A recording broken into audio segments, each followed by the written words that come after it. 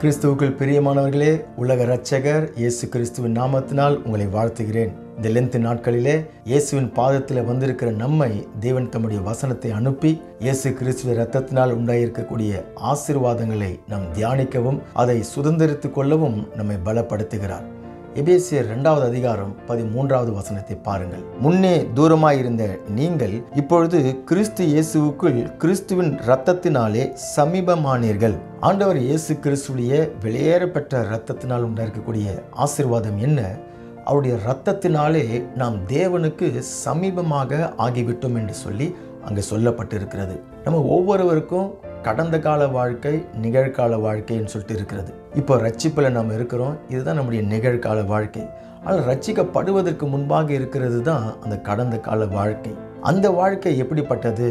அக்கிரமத்திலையும் பாவத்திலையும் மரித்து போயிருந்த ஒரு வாழ்க்கை. மரித்து போனவங்க பாருங்க, எல்லாருக்கும் தூரமாகி விடுவார்கள், எல்லாவற்றுக்கும் தூரமாகி விடுவார்கள். இப்போ ஆதாம் ஏவாள் பாவம் செய்த பொழுது அவர்கள் ஓடி மரத்துக்கு பின்பாக ஒளிந்து கொண்டார்கள். அப்பொழுது ஆதியாகமம் 3வது அதிகாரம் 9வது வசனத்தில், ஆதாமே நீ எங்கே இருக்கிறாய் என்று சொல்லி தேவன் கேட்கிறார். காரணம், அவனுடைய பாவத்தினால அவன் தேவனுக்கு மிகவும் தூரமாக போய்விட்டான் என்கிறத தேவன் அறிந்துதான் அப்படி கேட்கிறார்.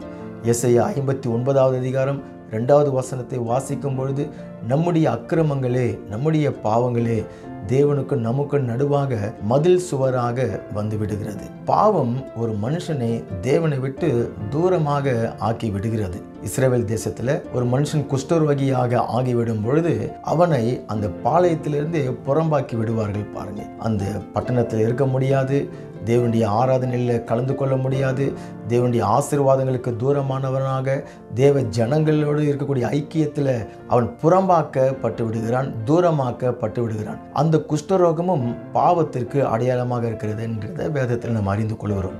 இன்றைக்கு நாமும் இயேசு கிறிஸ்துவ இரத்தத்தினால தேவனுக்கு சமீபமாக ஆக்கப்பட்டிருக்கிறோம் என்று சொல்லி எபேசியர் 2ல் அப்போஸ்தலர் பவுல் சொல்லும் பொழுது, நீங்க எதற்கு யாருக்கு தூரமாக இருந்தீர்கள் என்று சொல்லி அதுக்கு முன்னாடி இருக்கிற வசனத்தில் அவர் சொல்லுகிறார், கிறிஸ்துவை சேராதவர்களாக நம்ம இருந்தோமா? உண்மைதான். நம்ம ரட்சிக்கப்படுவதற்கு முன்பாக நம்முடைய வாழ்க்கையை பார்க்கும் பொழுது கிறிஸ்துவை குறித்து ஒரு காரியமும் நமக்கு தெரியாது. அவைகள் எல்லாமே இஸ்ரவேல் ஜனங்களுக்கு, யூதர்களுக்கு தேவன் தம்முடைய வேத வசனங்களில் எழுதி கொடுத்திருந்தார். அவரை குறித்த தீர்க்க தரிசனங்கள், அவரை குறித்த வாக்குத்தத்தங்கள், அவரை குறித்த சுவிசேஷங்கள், அவர் செய்யக்கூடிய அவருடைய அற்புத அடையாளங்கள், இது குறித்தெல்லாம ஒன்றுமே நமக்கு தெரியாது பாருங்க. ஆகையினால் அவர் சொல்லுகிறார், கிறிஸ்துவுக்கு நீங்கள் தூரமானவர்களாக இருந்தீர்கள் என்பதாக. அதே சமயத்தில் 2வதாக இஸ்ரவேலின் காணியாட்சிக்கு புறம்பானவர்களாக இருந்தீர்கள் என்று சொல்லி, இஸ்ரவேலுடைய சபைக்கு நம்ம புறம்பானவர்களாக இருந்தோம். அந்த ஆராதனைகளுக்கு, தேவ ஆலயத்துக்கு, அதுக்கெல்லாம் நம்ம புறம்பானவர்களாக இருந்தோம். உலகத்துக்கு சொந்தமானவர்களாக, உலக ஜனங்களோடு ஐக்கியப்பட்டவர்களாக, இந்த உலகத்தினுடைய ஆசாபாசங்களுக்கு அடிமைப்பட்டவர்களாக, அப்படியாகத்தான் நாம் ரட்சிக்கப்படுவதற்கு முன்பாக இருந்தோம். 3வதாக அந்த பகுதியில் வாக்குத்தத்தத்தின் உடன்படிக்கைகளுக்கு அந்நியர்களாக இருந்தீர்கள் என்று சொல்லுகிறார். தேவனுடைய வாக்குத்தத்தங்கள் நமக்கு தெரியாது, உடன்படிக்கைகள் தெரியாது, அதுக்கு சொந்தமானவர்கள் கிடையாது, அதை உரிமை பாராட்ட முடியாது, அந்த அடிப்படையில் தேவனிடத்தில் நம்ம ஜெபிக்க முடியாது. அப்படி அந்த விதத்தில் அந்த வாக்குத்தத்தங்களுக்கும் உடன்படிக்கைகளுக்கும் அந்நியர்களாக இருந்தோம் என்று சொல்லி அவர் சொல்லுகிறார். 4வதாக நம்பிக்கையற்றவர்களாக இருந்தீர்கள் என்று சொல்லுகிறார். மேசியாவாகிய இயேசு கிறிஸ்துவை குறித்து எந்த விதமான ஒரு நம்பிக்கையும் இல்லை. அவருக்காக எதிர்பார்த்து எதை நம்ம காத்து கொண்டு இருந்தோமா? இல்லை அவருடைய ரட்சிப்புக்காக நம்ம ஏதாவது காத்து கொண்டு இருந்தோமா? மரித்தோரிலிருந்து உயிர்த்தெழுதலுக்காக நமக்கு நம்பிக்கை இருந்ததா? அல்லது நித்திய ஜீவனை குறித்து நம்பிக்கை இருந்ததா? எந்த விதமான ஒரு நம்பிக்கையற்றவர்களாக இந்த உலகத்தில் நம்ம வாழ்ந்து கொண்டு இருந்தோம். இன்றைக்கு புசிப்போம், குடிப்போம், நாளைக்கு சாவோம் என்கிறது தான் நம்முடைய வாழ்க்கையாக இருந்தது. மற்ற எந்த விதமான எதிர்கால நம்பிக்கை இல்லாதவர்களாக நம்ம வாழ்ந்து இருந்தோம். 5வதாக சொல்கிறார், நீங்கள் இந்த உலகத்தில் தேவனற்றவர்களாக இருந்தீர்கள். மெய்தேவனாகிய கர்த்தரை அறிந்து கொள்கிற அறிவு நமக்கு எதுவுமே கிடையாது. அவரை கிரமமாக தேடவோ, அவரை குறித்து அறிந்து கொள்ளவோ, அவரை அன்பு செய்யவோ, அவரோடு நம்ம ஐக்கியப்பட்டு இருக்கவோ, அவருக்கு கீழ்ப்படிந்து இருக்கவோ, அவருக்காக பரிசுத்தமாக வாழவோ எந்த விதமான ஒரு உத்தரவாதமும் கிடையாது. யாருக்கும் எந்த பதில் கொடுக்க வேண்டிய நிலையிலையும் நான் இல்லை, எனக்கு நானே ராஜா அப்படிங்கிறது போல வாழ்க்கை வாழ்ந்து கொண்டு இருந்தோம் பாருங்க.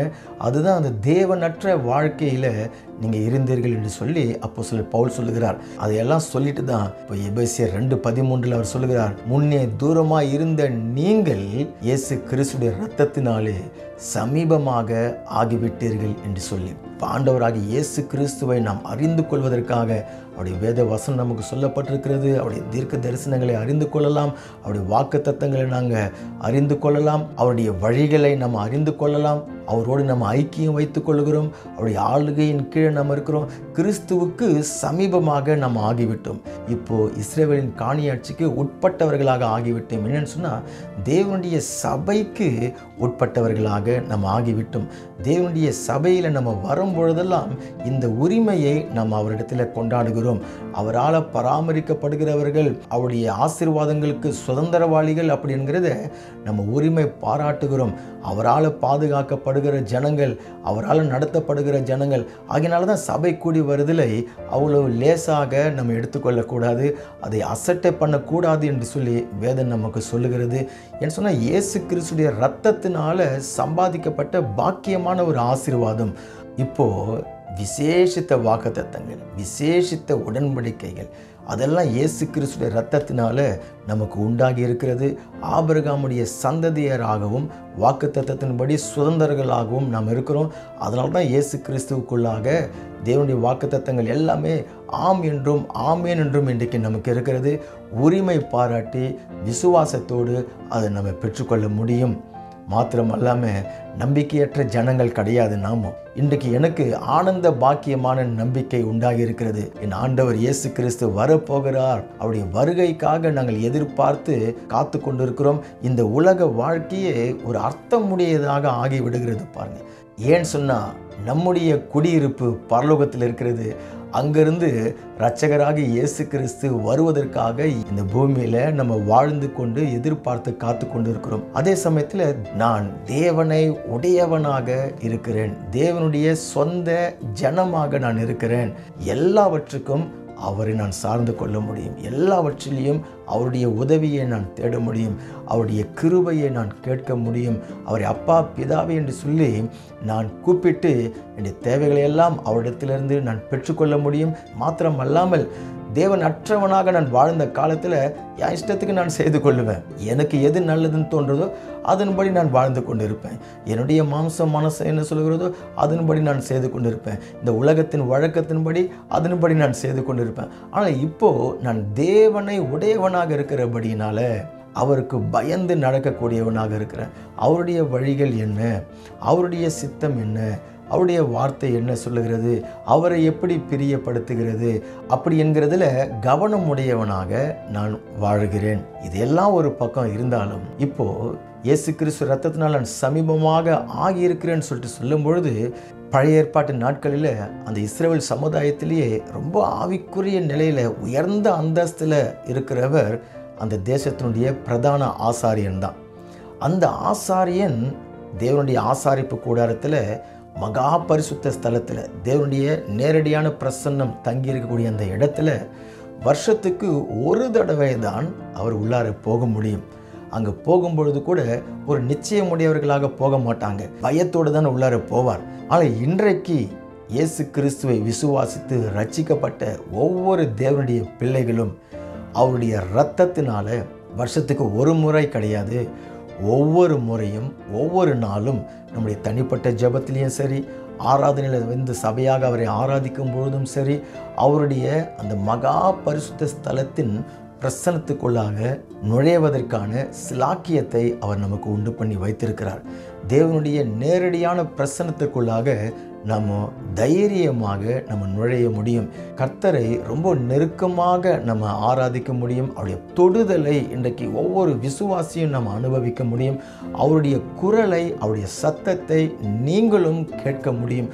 அந்த அளவுக்கு இயேசு கிறிஸ்து ரத்தம் நம்மை சமீபமாக கொண்டு வந்து விட்டது பாருங்க. பரிசுத்த ஆவியானவரால் வழி நடத்தக்கூடிய ஒரு வாழ்க்கையில அவ்வளவு சமீபமாக தேவன் நம்மை கொண்டு வந்து விட்டார். இயேசு கிறிஸ்து ரத்தத்தினால புறஜாதியாக இருந்த எனக்கு இப்படி தேவனோடு ஒரு சமீபத்தை உண்டாக்கி இருக்கிறபடினால அதில் தேவனின் மேல் பாராட்டி இருக்கக்கூடிய அவருடைய அன்பின் ஆழம், அகலம், நீளம், உயரம் இன்னதென்று அறிந்து கொள்ளுகிறதுல நீங்கள் வல்லவர்களாக ஆக வேண்டும் என்கிறது தான் அதனுடைய நோக்கம். பல நேரங்களில் ரட்சிக்கப்பட்டவர்கள் சபைக்கு வந்து கர்த்தரை ஆராதிக்கிறவர்கள் கூட தேவன் அற்றவர்களைப் போல, உலக ஜனங்களைப் போல, ரட்சிக்கப்படாத ஜனங்களைப் போல நடந்து விடுகிறார்கள். அதே சமயத்தில் பல சூழ்நிலைகள் வழியாக, நெருக்கடி வழியாக, போராட்டங்கள், பிரச்சனைகள் வழியாக கடந்து போகும்பொழுது நம்பிக்கை அற்றவர்களைப் போல நடந்து விடுகிறார்கள். நம்பிக்கை இல்லாதவர்களைப் போல அவங்க செயல்பட்டு விடுகிறார்கள். அதே போல இப்படி நான் இயேசு கிறிஸ்துவ இரத்தத்தினால தேவனுக்கு சமீபமாக வந்துவிட்டபடினால என்னுடைய ஜெப வாழ்க்கையில் பெரிய வாஞ்சை எனக்கு உண்டாகி விடுகிறது. மாத்திரமல்ல, இந்த விசுவாச கிறிஸ்தவ வாழ்க்கையில் எதுவுமே என்னை வழுவி போக செய்து விடாது. எனக்கா நான் தேவனுக்கு சமீபமாக இருக்கிறேன். தேவன் என் மேல் கண்களை வைத்து என் கரத்தை பிடித்து என்னை தோள் மேல் சுமந்து கொண்டு என் தேவைகளை எல்லாம் சந்தித்து என் பயங்களுக்கெல்லாம் நீங்களாக்கி என் தடைகளையெல்லாம் எடுத்து போட்டு செம்மையான பாதையில் நடத்தும்படிக்காக அவர் எனக்கு சமீபமாக வந்துவிட்டார்.